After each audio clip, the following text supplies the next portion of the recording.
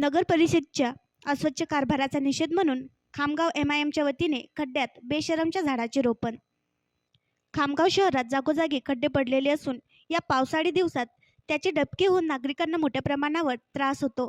नगरपालिकेने हे खड्डे बुजवून जनतेला न्याय द्यावा अशा आशयाने निवेदन खामगाव MIMच्या वतीने दिले होते।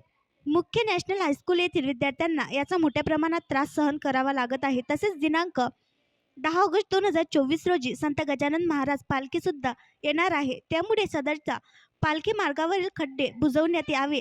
तसेच मस्तान चौक परिसर व फरशी भागात सुद्धा मोठ्या प्रमाणात खड्ड्यांचा त्रास, तसेच लाडकी बहीण योजनेसाठी असंख्य महिला कागदपत्रांच्या जुळवणीसाठी शहरात फिरत आहेत, त्यांना सुद्धा सदर खड्ड्यांचा त्रास सहन करावा लागत आहे।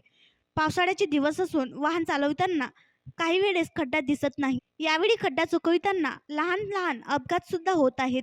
याबाबत नगर परिषदेकडे दिनांक 29 जुलै 2024 रोजी सुद्धा निवेदन दिलेले आहे, परंतु त्यावर आजपर्यंत कोणतीही कारवाई करण्यात आलेली नाही। याचा जाहीर निषेध म्हणून दिनांक 2 ऑगस्ट 2024 रोजी खामगाव MIMच्या वतीने बेशरमच्या झाडाची रोपे मुख्य रहदारीच्या खड्ड्यात लावून केलं आहे।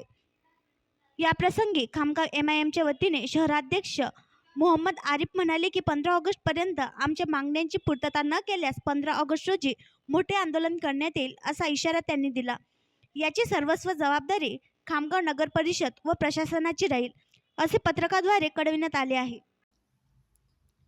आणखी नवीन व्हिडिओ पाहण्यासाठी आमच्या देशमुख एक्सप्रेस न्यूज चॅनलला सबस्क्राईब करा, लाईक करा आणि शेअर करा।